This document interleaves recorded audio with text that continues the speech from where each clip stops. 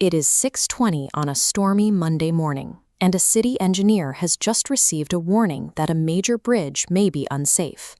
Over 30,000 people use this route every day. The morning rush hour begins in exactly 40 minutes. She has only two choices. Choice A: keep the bridge open while engineers continue to monitor the incoming data. Choice B: close the bridge immediately. This will trigger massive disruption across the city as thousands of drivers are forced onto smaller roads. Should she keep the bridge open or shut it down? Your thinking time starts now. Decisions in high-stress environments rarely offer a clear path. The choice requires weighing guaranteed, massive disruption against an unproven possibility of danger. Let's look at the dashboard of evidence. The bridge is over 50 years old, but it has a strong track record.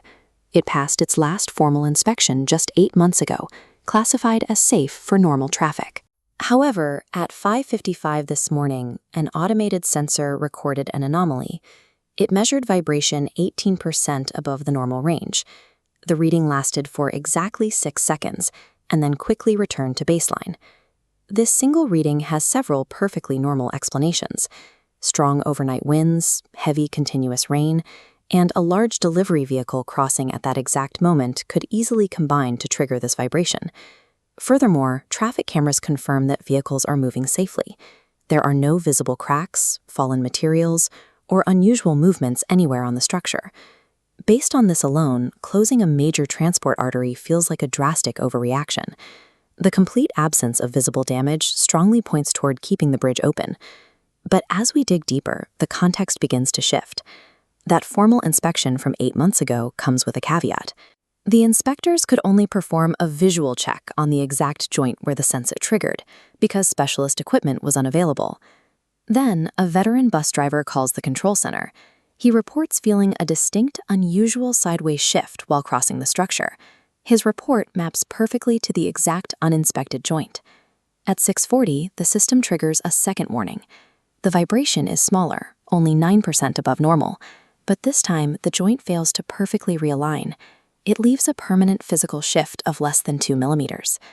Every single event here could be dismissed on its own: a driver misjudging the wind or a tiny measurement error in the software.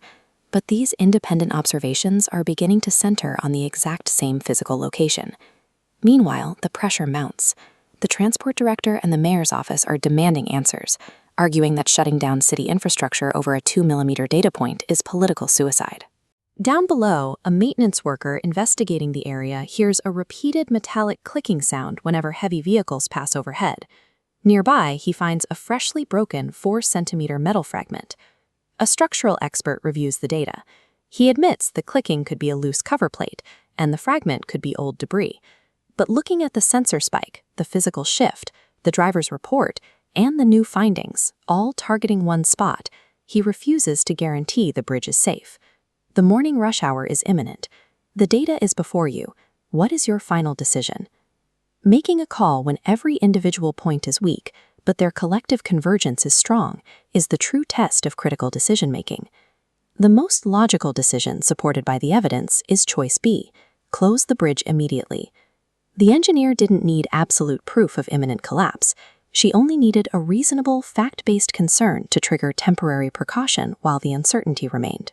While each piece of data had a harmless excuse, 5 independent alerts pointing to the exact same uninspected joint is highly improbable. We must also evaluate asymmetric risk. A false alarm is a temporary traffic jam. Ignoring it risks irreversible mass casualties. In safety-critical situations, if you wait for absolute certainty to take protective action, you ensure that you will act too late. This exact reasoning applies directly to everyday life. A single strange noise in your car might mean nothing, but that noise, combined with a vibration and flashing dashboard light, requires you to pull over immediately. We often fall victim to the normalcy bias, the dangerous assumption that because things have been safe for a long time, they will remain safe. Next time you face uncertainty, ask yourself, are the indicators independent? Do they point to the same problem? And is taking precaution reversible? Did you stick to choice A originally, or did you switch? If you changed your mind, what specific piece of evidence made you flip to choice B? Write your reasoning in the comments below. Like this video, share it with someone who loves a tough decision-making challenge, and make sure to subscribe to Question Your Mind Daily. Good critical thinking is about recognizing patterns before they become obvious disasters. One question, every day. Better thinking for life.